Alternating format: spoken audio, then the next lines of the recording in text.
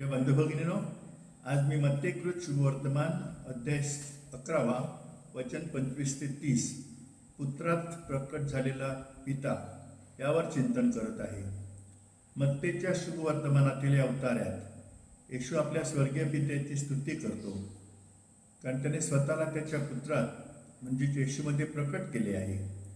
येशू पुढे म्हणतो की पुत्राशिवाय आणि ज्यांना पुत्र पिताला प्रकट करण्याचे निवडतो त्यांच्याशिवाय पिताला कोणीही ओळखत नाही. पुत्रात प्रकट झालेला पिता मत्ते 11:25 ते 30 यावरील माझे चिंतन मी एका हृदयस्पर्शी कथेने सुरू करू इच्छितो. ही कथा काही पर्वतारोहकांची आहे, ज्यांनी एकदा आपल्या देशातील सर्वात उंच पर्वताच्या सर्वोच्च शिखरावर चढून परमपिताला शोधण्याचा निर्णय घेतला. कारण त्यांच्यापैकी कोणीही आपल्या आयुष्यात आतापर्यंत स्वर्गीय पित्याला पाहिले नव्हते आणि ते परमपित्याला शोधण्यासाठी, त्याला भेटण्यासाठी आणि त्याच्याशी संवाद साधण्यासाठी खूप उत्सुक होते. एका सुंदर सकाळी त्यांनी त्यांचे गिर्यारोहणाचे साहित्य आणि अन्न, पाणी यासारख्या गिर्यारोहण मोहिमेसाठी लागणाऱ्या इतर सर्व आवश्यक गोष्टी गोळा केल्या. त्यांनी त्यांच्या गिर्यारोहण मोहिमेसाठी निवडलेल्या पर्वतावर चढाईला सुरुवात केली आणि पर्वतावर चढताना जिथे जिथे ते पाहत होते तिथे दिसणारी सुंदर पर्वत शिखरे, हिमवर्षाव आणि समोरच्या स्वर्गाचे विलक्षण सौंदर्य पाहून त्यांना अत्यानंद झाला. मग ते स्वर्गीय पित्याला शोधू लागले, कारण स्वर्गीय पित्याला भेटणे आणि त्याच्याशी संवाद साधणे हे त्यांचे स्वप्न होते. पण दुर्दैवाने 3 दिवस अथक प्रयत्न करूनही त्यांना परमेश्वर पित्याचे दर्शन होऊ शकले नाही. त्यामुळे ते निराश झाले आणि त्यांनी स्वर्गीय पित्याला त्यांचे मुख दाखवण्याची प्रार्थना करण्यास सुरुवात केली.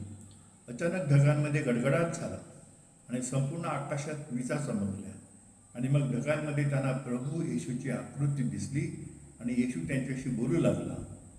ते गिर्यारोहक अत्यानंदित झाले, पण काही वेळाने ते आपापसात चर्चा करू लागले की जर स्वतः स्वर्गीय पिता त्यांना भेटला असता आणि त्यांच्याशी बोलला असता तर त्यांना अधिक आनंद झाला असता. मग त्यांनी त्याच्याबरोबर अनेक वैयक्तिक गोष्टींविषयी संवाद साधला असता, ज्या काही गोष्टींविषयी अर्थातच त्यांनी येशूबरोबर अगोदरच संवाद साधला होता. पण पर्वतावरील एका गिर्यारोहकाने इतरांना सांगितले की त्यांनी दुःखी आणि निराश होण्याची गरज नाही, कारण स्वर्गीय पित्याचा पुत्र येशूने त्यांना स्वर्गीय पित्याला प्रकट करण्याचे आधीच ठरवले आहे. मग त्याने त्यांच्यासाठी मत्तेचे शुभ वर्तमान उघडले. त्यातील पुढील वचन वाचले, जे म्हणते, पित्याशिवाय कोणीही पुत्राला ओळखत नाही, पुत्राशिवाय कोणीही पित्याला ओळखत नाही आणि पुत्राशिवाय ज्यांना पुत्र प्रकट करण्याचे निवडतो त्यांच्याशिवाय कोणीही पित्याला ओळखत नाही. तेव्हा येशू म्हणाला, हे पित्या, स्वर्ग व पृथ्वीच्या प्रभो, मी तुझी स्तुती करतो, कारण तू ह्या गोष्टी ज्ञानी व विद्वानांपासून लपवून ठेवल्या आहेत आणि त्या लहान मुलांना प्रकट केल्या आहेत. येशू स्वर्गीय पित्याची स्तुती करतो, कारण त्याने स्वर्गीय पित्याबरोबरच्या आपल्या नातेसंबंधातील महत्त्वाची सत्ये ज्ञानी व विद्वानांपासून लपवून लहान मुलांना प्रकट केली आहे. अशा प्रकारे तो प्रौढ आणि वृद्धांपेक्षा मुलांना अधिक महत्त्व देतो. आपणही प्रौढ आणि वृद्धांपेक्षा मुलांना अधिक महत्त्व दिले पाहिजे. येशूच्या दृष्टीने मुले कोण आहेत? येशूच्या दृष्टीने मुले म्हणजे जे आत्म्याने गरीब, नम्र, अंतःकरणाने शुद्ध आणि शांती करणारे आहेत, कारण त्यांना स्वर्गीय पित्याची मुले म्हटले जाईल. मत्ते 5:3-9. आत्म्याने गरीब म्हणजे ते लोक जे स्वर्गीय पित्याच्या राज्यात कोणत्याही स्थानासाठी पूर्णपणे स्वर्गीय पित्यावर अवलंबून असतात, कारण त्यांना माहिती असते की स्वर्गीय पित्यावर कोणताही हक्क सांगण्यासाठी त्यांच्याजवळ काहीही नाही. आपण आत्म्याने गरीब असले पाहिजे आणि इतरांनाही आत्म्याने गरीब होण्यासाठी प्रेरित केले पाहिजे. नम्र म्हणजे जे लीन लोक, जे स्वतःला स्वर्गीय पित्याच्या इच्छेपुढे समर्पित करतात, आपण लीन असले पाहिजे आणि स्वतःला स्वर्गीय पित्याच्या इच्छेपुढे समर्पित केले पाहिजे. जे अंतःकरणाचे शुद्ध आहेत ते म्हणजे आपला प्रभू परमेश्वर यावर जे आपल्या संपूर्ण अंतःकरणाने, संपूर्ण आत्म्याने आणि संपूर्ण मनाने प्रीती करतात, ते दुष्ट इच्छा आणि हेतूंपासून मुक्त आहेत, कारण ते स्वधार्मिकता आणि अहंकारापासून मुक्त असल्यामुळे परमेश्वराचे सान्निध्य पाहू आणि अनुभवू शकतात. शांती करणारे ते आहे जे नेहमी ख्रिस्तासोबत असतात, कारण ख्रिस्त स्वतःच आपली शांती आहे आणि ख्रिस्ताशिवाय इतरांसोबत शांतीने राहणे शक्य नाही.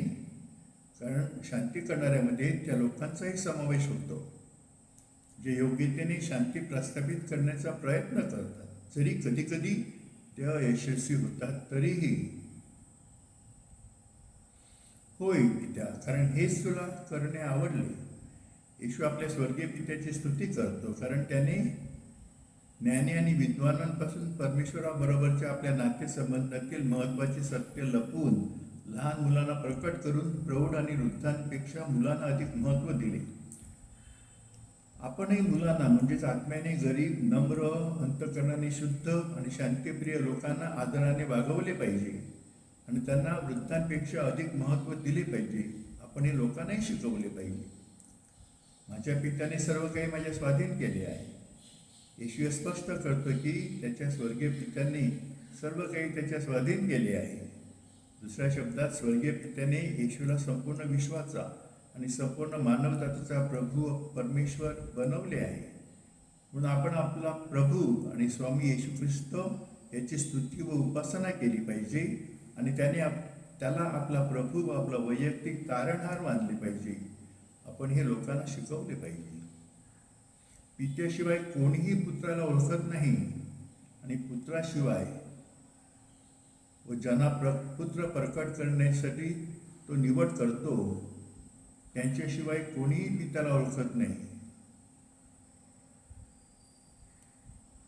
येथे येशू आपल्या शिष्यांना स्पष्ट करतो की परमेश्वर अज्ञेय आणि अगम्य आहे, परंतु येशू स्वर्गीय पित्याला ओळखतो आणि ज्यांना तो प्रकट करण्याचे निवडेल त्या सर्व स्वर्गीय पित्याला ते ओळखतील. आपण लोकांना परमेश्वराच्या स्वरूपाविषयी आणि येशू बरोबरचे त्याच्या संबंधाविषयीचे सत्य शिकवले पाहिजे. अरे थकलेल्या व ओझ्याने दबलेल्यानो, तुम्ही सर्व माझ्याकडे या, म्हणजे मी तुम्हाला विसावा देईन. हे येशूने मानवजातीला आणि विशेषतः आपल्या जीवनात दुःख भोगणाऱ्या लोकांना दिलेल्या सर्वात आश्वासक वचनांपैकी एक आहे. जे कोणी आपल्या जीवनात दुःख भोगतात ते येशूने दिलेल्या आश्वासनावर खरोखर विश्वास ठेवल्यास सांत्वन आणि आरोग्यासाठी त्याच्याकडे पाहू शकतात. जेव्हा येशू आपल्याला आश्वासन देतो की आपण आपल्या सर्व ओझ्यांसह त्याच्याकडे जाऊ शकतो आणि तो आपल्याला विश्रांती देईल, तेव्हा आपण त्याच्यावर विश्वास ठेवला पाहिजे आणि आपण लोकांना येशूच्या आश्वासनाबद्दल जागरूक केले पाहिजे. माझे जोखड आपल्यावर घ्या आणि माझ्यापासून शिका. येशू येथे आपल्या शिष्यांना आणि आपल्याला सल्ला देत आहे की आपण त्याचे जोखड आपल्यावर घ्यावे आणि त्याच्यापासून शिकावे. जोखड म्हणजे काय? बायबलच्या काळात जोखड म्हणजे एक लाकडी तुळई होती जी दोन प्राण्यांना, विशेषतः बैलांना जोडण्यासाठी वापरली जात असे, जेणेकरून ते अधिक कार्यक्षमतेने एकत्र ओझे ओढू शकतील. यामुळे प्राण्यांना ओझे वाटून घेता येत असे आणि ते एकजुटीने काम करू शकत होते. येशू हा दृष्टांत वापरून हे स्पष्ट करतात की येशूचे अनुसरण केल्याने विश्वासणाऱ्यांना आपले ओझे एकट्याने वाहण्याऐवजी येशूसोबत वाटून घेता येते आणि त्यांना हलके, अधिक सुसह्य ओझे अनुभवता येते. दुसऱ्या शब्दात सांगायचे झाल्यास, येशू आपल्या शिष्यांना आणि आपल्याला आपले ओझे एकट्याने वाहण्याऐवजी येशूसोबत वाटून घेण्याचे आणि हलके, अधिक सुसह्य ओझे अनुभवण्याचे आमंत्रण देत आहे. आपण आपले ओझे एकट्याने वाहण्याऐवजी त्याच्यासोबत वाटून घेण्याचे येशूचे हे आमंत्रण स्वीकारले पाहिजे. दुसऱ्या शब्दांत सांगायचे झाल्यास, जर आपण आपल्या अडचणी आणि निराशा येशूसोबत वाटून घेतल्या तर आपल्या आयुष्यात येणाऱ्या सर्व अडचणी आणि निराशा असूनही आपले जीवन सुसह्य होईल. आपण येशूच्या या सल्ल्याचे पालन केले पाहिजे आणि इतरांनाही त्यांच्या जीवनात असेच करण्यास प्रेरित केले पाहिजे. कारण मी अंतःकरणाने सौम्य व लीन आहे. येशू आपल्या शिष्यांना सल्ला देत आहे की त्यांनी त्याचे जोखड आपल्यावर घ्यावे आणि त्याच्याकडून शिकावे, कारण तो अंतःकरणाने सौम्य व लीन आहे. दुसऱ्या शब्दात सांगायचे तर येशू आपल्या शिष्यांना आणि आपल्याला त्याच्या शिकवणीचे पालन करण्याचा सल्ला देत आहे, ज्या साध्या आणि सरळ आहेत, यहुद्यांच्या शिकवणीप्रमाणे गुंतागुंतीच्या नाहीत, ज्या त्यांच्यासाठी ओझ्यासारख्या झाल्या होत्या. येशूच्या शिकवणींनी लोकांना त्यांचे पालन करण्यास प्रोत्साहित केले आणि मदत केली, आणि अशा प्रकारे त्यांच्यासाठी परमेश्वराची इच्छा पूर्ण केली. येशूने आपल्या शिष्यांना आणि आपल्याला ज्या पद्धतीने प्रार्थना करायला शिकवले आहे, त्याच पद्धतीने आपणही प्रार्थना केली पाहिजे. येशूने त्याच्या शिष्यांना आणि आपल्याला शिकवलेली प्रार्थना म्हणजे त्या जकातदाराची प्रार्थना आहे, त्याने नम्रपणे आपली पापी वृत्ती स्वीकारली आणि परमेश्वराची क्षमा मागितली व आपल्या अडचणीमध्ये मदत करण्यास परमेश्वराला सांगितले. ती प्रार्थना पुरुषाच्या प्रार्थनेच्या अगदी विरुद्ध होती, जी एका स्वधर्मीय व्यक्तीची प्रार्थना होती, आणि परमेश्वराने ती स्वीकारली नाही. आपणही त्या जकातदाराप्रमाणे नम्रपणे प्रार्थना केली पाहिजे आणि इतरांनाही तसेच करण्यास शिकवले पाहिजे. आणि तुमच्या जीवांना विसावा मिळेल. जीवांना विसावा मिळणे याचा अर्थ काय आहे? जीवांना विसावा मिळणे म्हणजे आंतरिक शांती, आध्यात्मिक स्वातंत्र्य आणि स्थिरता, जी येशूच्या शिकवणीवर विश्वास ठेवल्याने आणि त्यांचे पालन केल्याने प्राप्त होते. आपण येशूच्या शिकवणीवर विश्वास ठेवून त्यांचे पालन केले पाहिजे आणि इतरांनाही तेच करण्यास शिकवले पाहिजे व प्रेरित केले पाहिजे. हे बंधू भगिनींनो, माझा व्हिडिओ पाहिल्याबद्दल आणि माझे विचार प्रेमाने ऐकल्याबद्दल मनापासून धन्यवाद.